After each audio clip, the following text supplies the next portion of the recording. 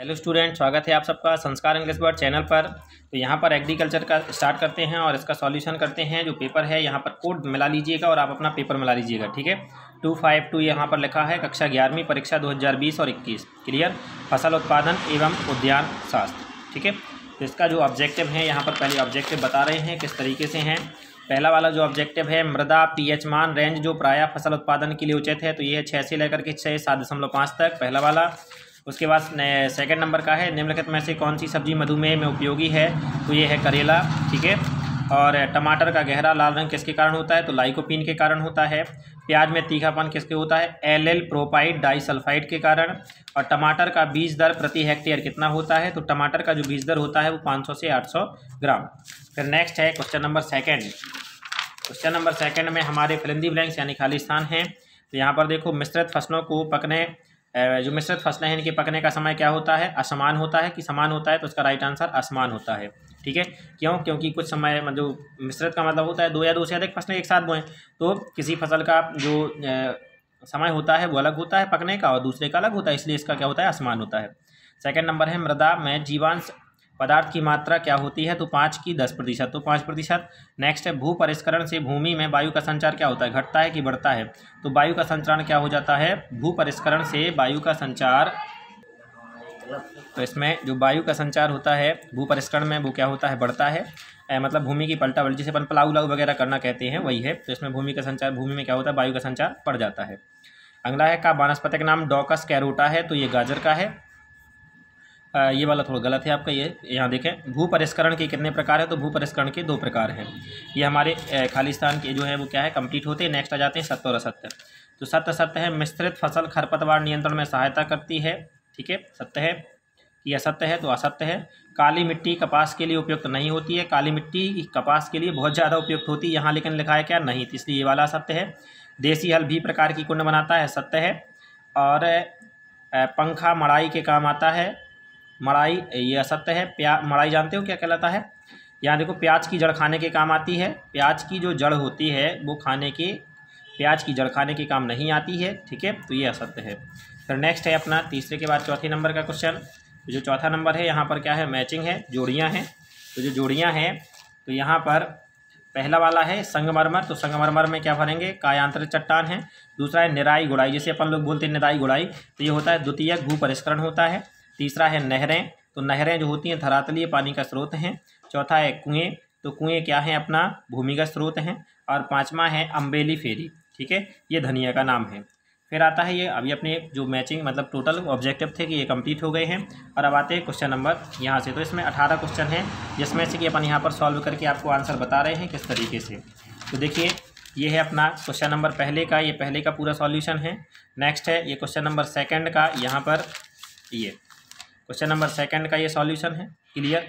और फिर आ जाते हैं ये क्वेश्चन नंबर थर्ड का सॉल्यूशन है इधर, और इसके बाद ये क्वेश्चन नंबर फोर्थ का। तो ये ऑब्जेक्टिव के सॉल्यूशन हो गए हैं सभी के, आप स्क्रीनशॉट ले लें और लिख लें। फिर आते हैं क्वेश्चन नंबर 5।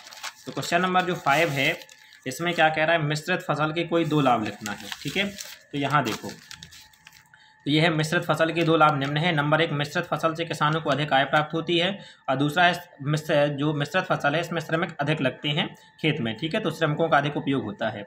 इसी तरीके से क्वेश्चन नंबर 6 है, उसमें है मृदा की परिभाषा। 6 का जो है अथवा वाला है, तो मृदा की परिभाषा, तो मृदा वह माध्यम है जिसमें फसलें उग सकती हैं। फिर आता है 7 नंबर का क्वेश्चन, इसमें भू परिष्करण की परिभाषा। तो फसलों के सफल उत्पादन के लिए बुवाई हेतु खेती की तैयारी से लेकर के फसल तैयार होने तक जो क्रियाएं भूमि में की जाती हैं भू परिष्करण कहलाती हैं। नेक्स्ट आ जाता है 7 नंबर के बाद 8 नंबर का क्वेश्चन। तो यहाँ पर क्या है, 8 नंबर का ये जो अथवा वाला क्वेश्चन है, हरित क्रांति के लक्षण। तो कृषि के परंपरागत रूप में परिवर्तन, दूसरा है कृषि वस्तुओं में वृद्धि, और तीसरा है अग्रगामी तथा प्रतिगामी संबंधों में मजबूती। क्वेश्चन नंबर 9 का आंसर है जो 9 है उसमें पूछ रहा है जैव प्रौद्योगिकी के लाभ बताना है, 3 लाभ बताना है। तो जैव प्रौद्योगिकी के जो 3 लाभ हैं, नंबर 1 क्या है, लागत खर्च को कम किया जा सकता है। दूसरा है विपणन योग्य अधिक फसल उत्पादन किया जाता है, और न्यूनतम पर्यावरण जोखिम इसमें होता है। फिर उसके बाद क्वेश्चन नंबर 10, इसका अथवा वाला है आंसर। मृदा के 6 भौतिक गुणों के नाम लिखना है। तो मृदा संरचना, मृदा गठन, मृदा रंध्रावकाश, मृदा आपेक्षिक घनत्व, और मृदा रंग, और मृदा जल। ये हो गई क्वेश्चन नंबर 10 में कंप्लीट। फिर आते हैं क्वेश्चन नंबर 11। तो क्वेश्चन नंबर 11 में जो है इसमें पूछ रहा है क्षारीय मृदा बनने के 4 कारण। तो क्षारीय पैतृक पदार्थों से मृदा का निर्माण होता है क्षारयुक्त। दूसरा है भूमि के अंदर जल स्तर का ऊपर उठ जाने से मृदा क्या हो जाती है, क्षारीय हो जाती है। और क्षारीय उर्वरकों का लगातार प्रयोग करने से हो जाता है। और लवणीय क्षारयुक्त जल में लगातार सिंचाई करने से ये क्या हो जाती है, मृदा क्षारयुक्त हो जाती है। क्वेश्चन नंबर 12 का उत्तर है जो कि अथवा वाला है कि मृदा संरक्षण के 4 उपाय कौन कौन से हैं, तो ये बताना है।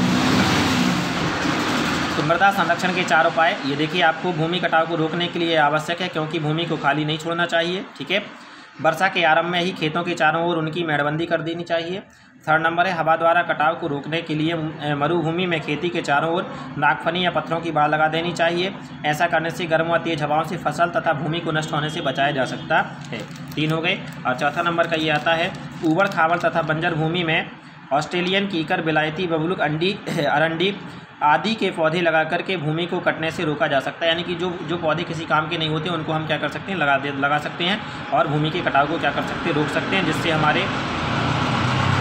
फिर आते हैं क्वेश्चन नंबर 12 के बाद क्वेश्चन नंबर 13। तो क्वेश्चन नंबर जो 13 है, ये क्वेश्चन नंबर 13 में कह रहा है कि देसी हल का नामांकित चित्र बनाना है। तो ये आपका देसी हल का नामांकित चित्र है, ये बुकों में बना हुआ है, बुकों से बना लेना, इससे बनाना हो तो स्क्रीनशॉट ले लें और बना लें।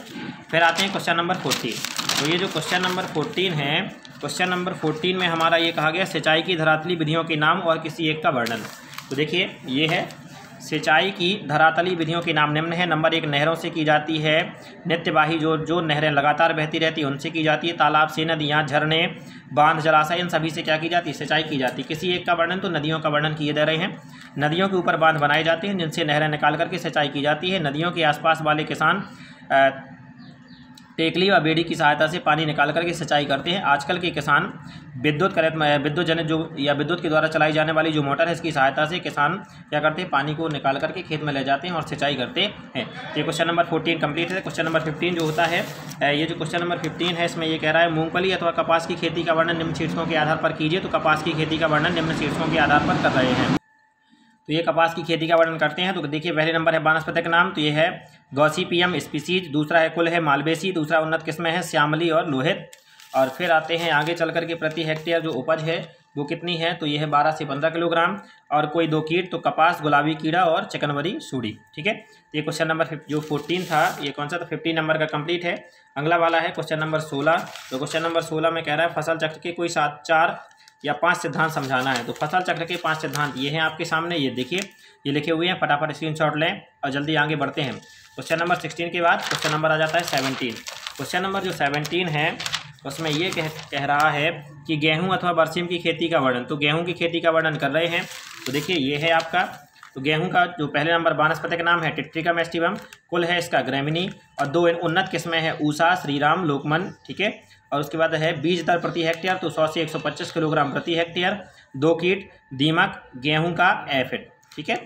फिर है 2 रोग, ये है कंडुआ रोग और गेरुई रोग। फिर आता है क्वेश्चन नंबर 18। तो क्वेश्चन नंबर जो 18 है इसमें है गुलाब या गुलदाउदी की खेती का वर्णन। तो गुलाब की खेती का वर्णन हम करते हैं।